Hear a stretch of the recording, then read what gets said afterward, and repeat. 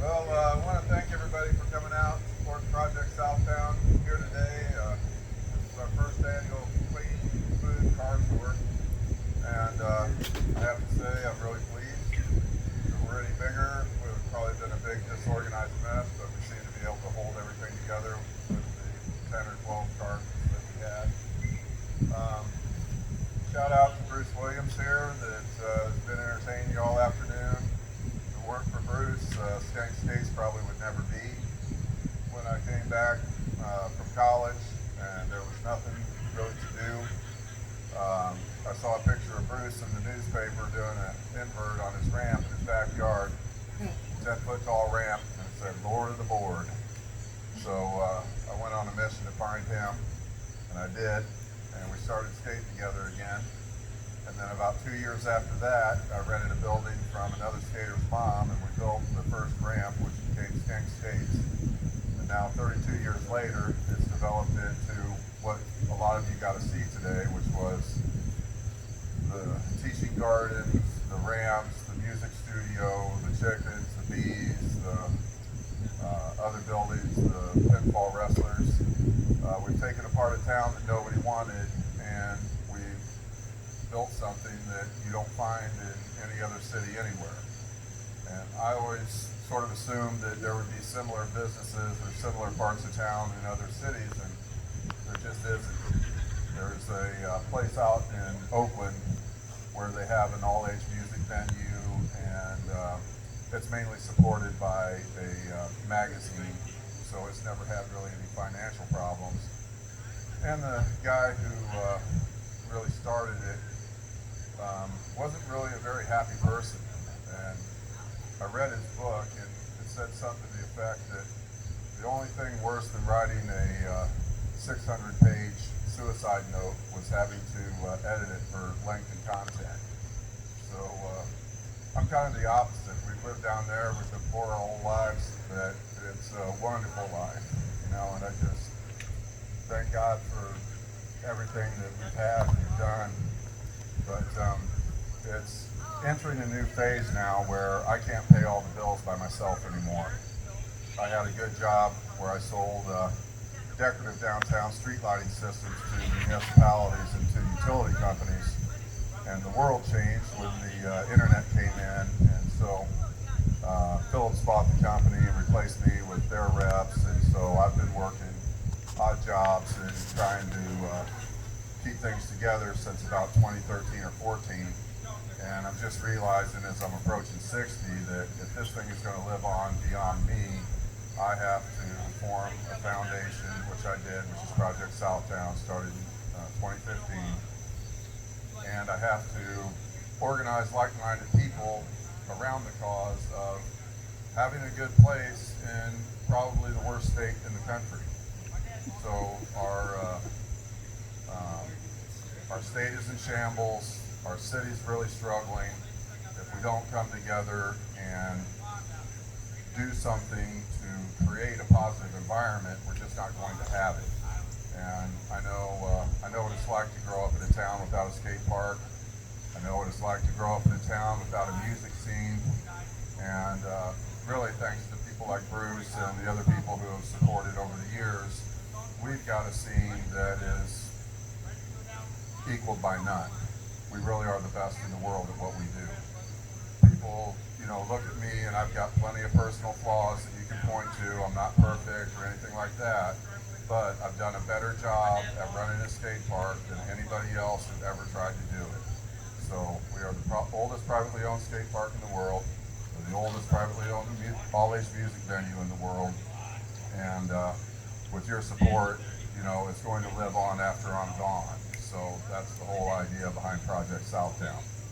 So if anybody has any other questions, you're more than welcome to come up and ask me personally. I've got a lot of your contact information that you gave me today, and so I will contact you individually and see if there's any other way that you want to be involved.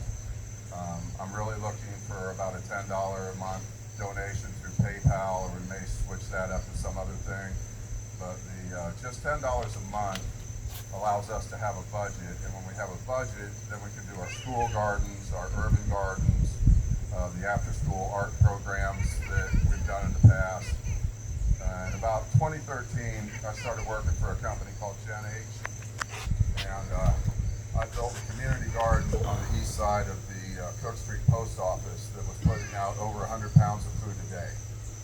The women who were going to the Church of God there, just to the east of the garden, they gave us the water, so that they were intimately connected to the garden. But those church ladies would bring their laundry baskets and pick green tomatoes before church. And I didn't get a red tomato out of that garden until after the state fair was over. But we had a lot of fried green tomatoes there on the east side, and it was all free. But those people that hired me kind of went crazy, and I had 10 school gardens that they mowed down with a lawnmower and lied about it. Then they took a bulldozer and bulldozed down the community garden that we had there. And the whole concept behind that garden was we're going to have a gradual release of responsibility to where 5 years from now, nobody will know that we built this garden and it will be owned by the people of the neighborhood.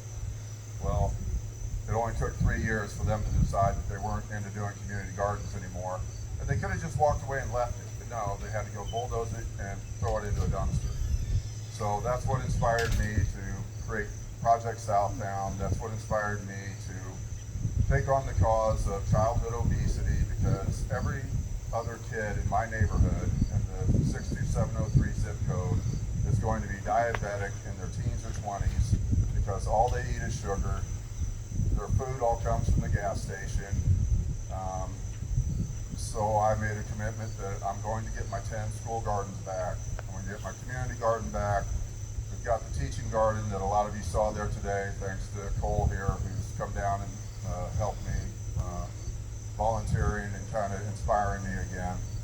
But it's easy to do, and it's fun to do, and it's necessary.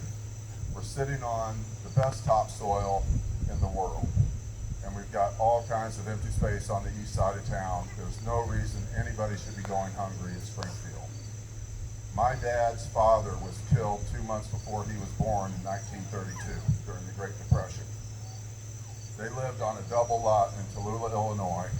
They had an apple tree, 2 cherry trees, a plum tree, an apricot tree, a grape arbor, a big garden, and they were expert hunters.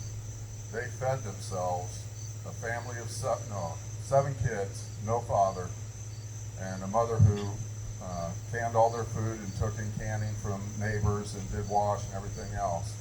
And they survived off of that lot and off of that food. And my dad's still alive today, pushing 90. It's like the healthiest generation that this world will ever see.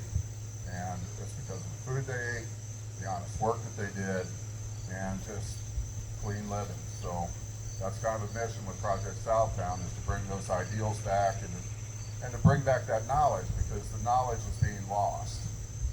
In my school gardens, I always try to get the young kids to reunite with their grandparents, because their grandparents still have gardens, their parents don't have gardens, their parents don't even know how to cook. So part of our mission is reuniting urban youth with their food through exercise, art, and music. Thank you very much.